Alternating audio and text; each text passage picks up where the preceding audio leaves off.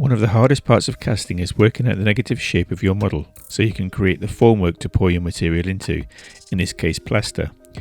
It's important to determine if there are any undercuts or parts of the formwork that are likely to get trapped in the plaster once it has gone hard.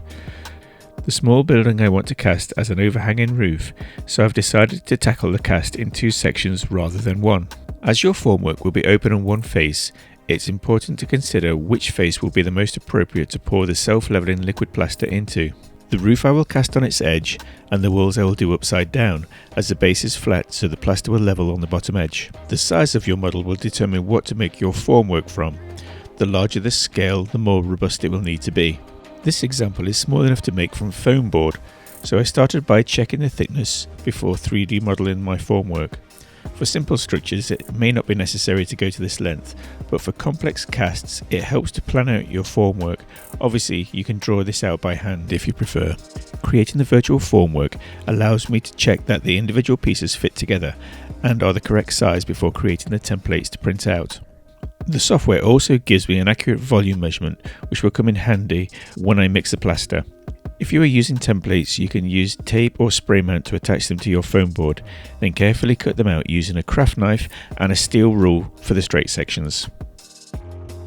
I use a glue gun to attach the pieces together, making sure there are no gaps left for the liquid plaster to seep through.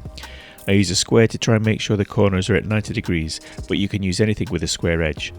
Before committing to gluing parts together, it's a good idea to dry fit components first to make sure everything fits and a watertight connection can be achieved. I spent a lot of time trimming and sanding the round holes for the windows that the pots would be glued into, but on the dry fit I discovered that the pots were too deep to get the second one in once the first one was in position, so I cut them down before gluing into place. Because I'm casting the walls upside down, I have to form a curved roof. I do this by cutting part way through the panel of the foam board at regular 5mm intervals on one side, which allow the board to bend enough to follow the contour of the roof.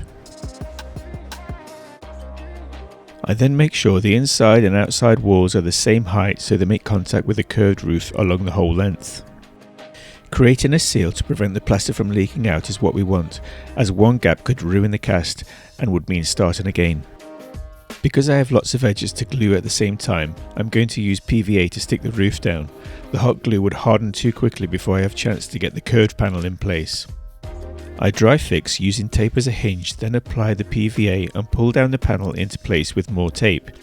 Clean out the excess glue with a damp paper towel. This will be picked up by the plaster if left in place. Then weigh the inner wall down so it makes contact with the roof section and let it dry for 3 hours.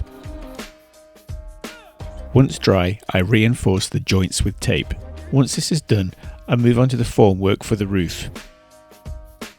For this formwork, I used the same technique to create the curved panels as before, but I needed to make extra formwork to be sure the roof followed the same curve as the top of the wall cast. I printed off these templates for colours to go round the outside of the curved panels, pushed out the walls with spacers and used hot glue to secure them in place. Next I glued a baseboard on with PVA, left it to dry for a couple of hours with a weight on, trimmed it down and sealed the edges with tape. The volumes of my two items to cast come to just under 1 litre, so I start with 1 litre of water and sift plaster into it until islands of plaster settle on the surface for approximately 10 seconds. It is better to have too much plaster than too little. I then give it a stir, squeezing out any lumps that have settled on the bottom. At this point, stick a dry finger in the plaster and pull it out.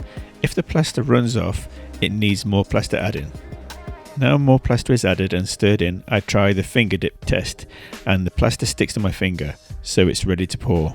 Make sure you protect the surface you are working on, or you are working in an area where it doesn't matter if it gets messy.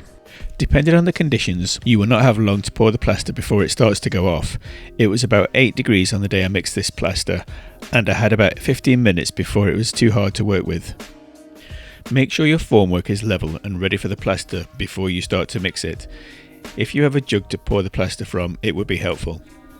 Pour the plaster in gradually, stopping to make sure that the joints in your formwork are holding together and the plaster isn't leaking out of them. Once the formwork is full, gently tap it to try and release any air pockets trapped in undercuts and details. You may find that the levels drop as air escapes, so make sure you have some plaster left over to top up your formwork.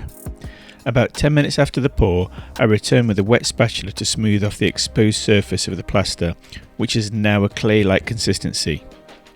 Do not pour excess plaster down the sink, it will set and block your pipes. I leave the plaster overnight to make sure it is fully set. Leave the excess plaster to dry in the pot, break it out when it has gone hard and put it in the bin. Take care when removing the formwork, as the plaster will be hard but it will still be brittle. If the plaster is cold to touch, it means there is still moisture in it, so it's a good idea to leave it next to a radiator to dry out. You can then sand it, carve into it, or even paint it if you want.